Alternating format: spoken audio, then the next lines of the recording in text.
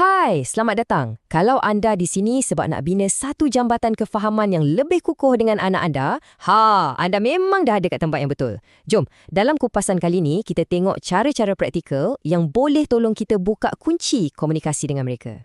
Cuba bayangkan sekejap. Kalau, katakanlah, kita tak boleh bercakap, macam mana kita nak bagi tahu orang kita lapar, atau gembira, atau takut? Soalan ni, inilah kunci segalanya. Sebabnya, ia tunjukkan kat kita yang komunikasi yang sejati tu sebenarnya lebih besar daripada sekadar perkataan yang keluar dari mulut.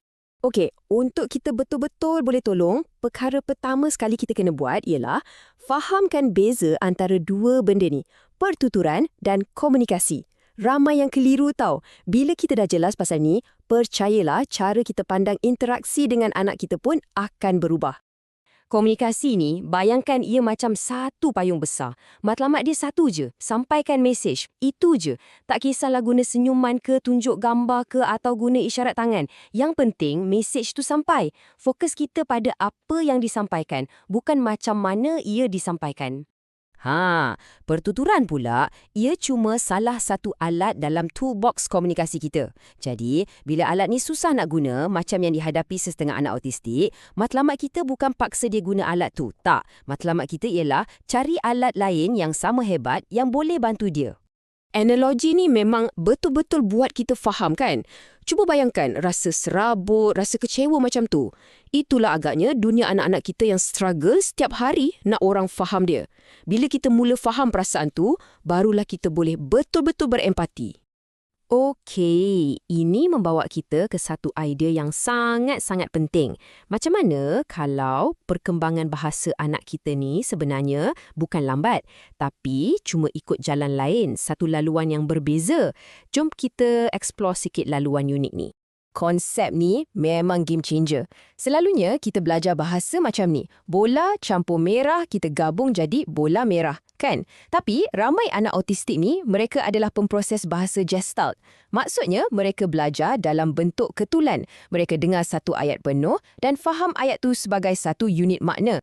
Jadi, bila mereka ulang ayat ni yang kita panggil ekolalia, ia bukan main ulang-ulang kosong je tau. Contohnya macam ni.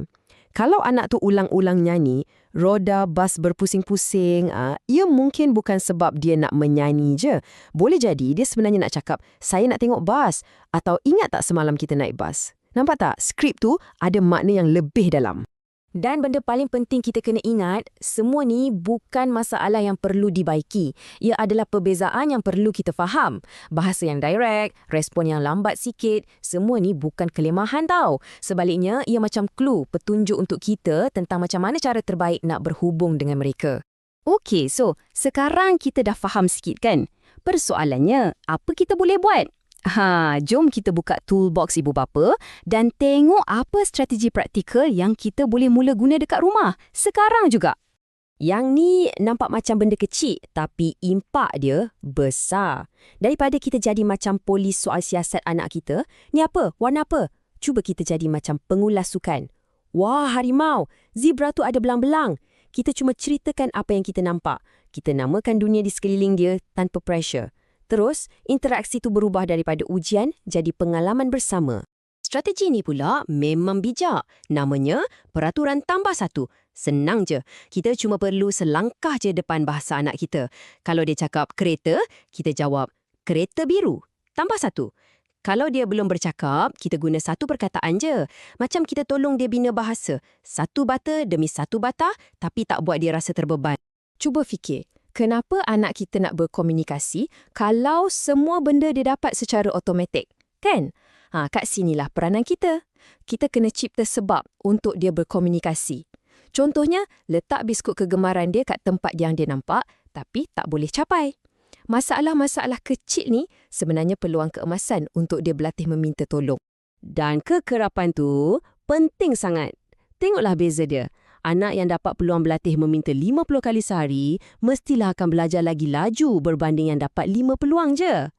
Logik kan? Setiap interaksi kecil tu, anggap je macam satu sesi latihan. Jadi, matlamat kita, selitkan peluang-peluang ni dalam rutin harian kita. Tapi, macam mana kalau kita dah cuba semua strategi ni, tapi rasa macam jurang komunikasi tu besar lagi? Jangan risau. Inilah masanya kita perkenalkan alat pembina jambatan. Jom kita sembang sikit pasal komunikasi augmentatif dan alternatif atau nama pendeknya AAC. AAC ni jangan takut dengan nama panjang dia. Sebenarnya, ia cuma istilah payung untuk macam-macam alat. Boleh jadi simple je, macam tunjuk gambar makanan bila lapar. Ataupun yang lebih canggih, guna app kat tablet untuk bina ayat penuh. Ada macam-macam pilihan.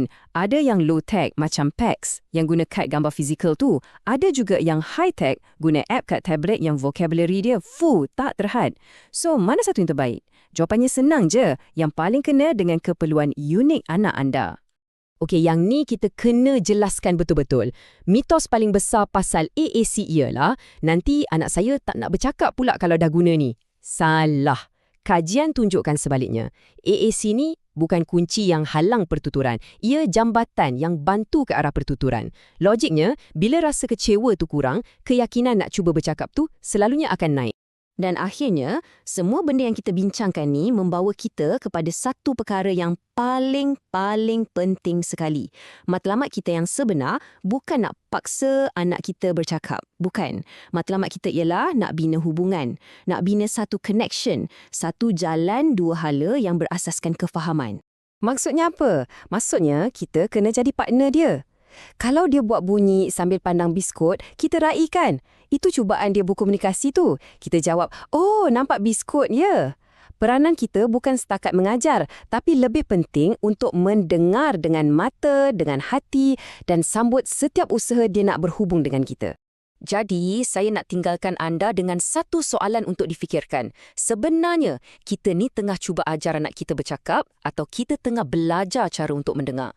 Sebab bila kita ubah fokus kita daripada nak betulkan cara dia bercakap kepada belajar mendengar bahasa unik dia, percayalah, satu dunia komunikasi yang baru akan terbuka untuk kita berdua.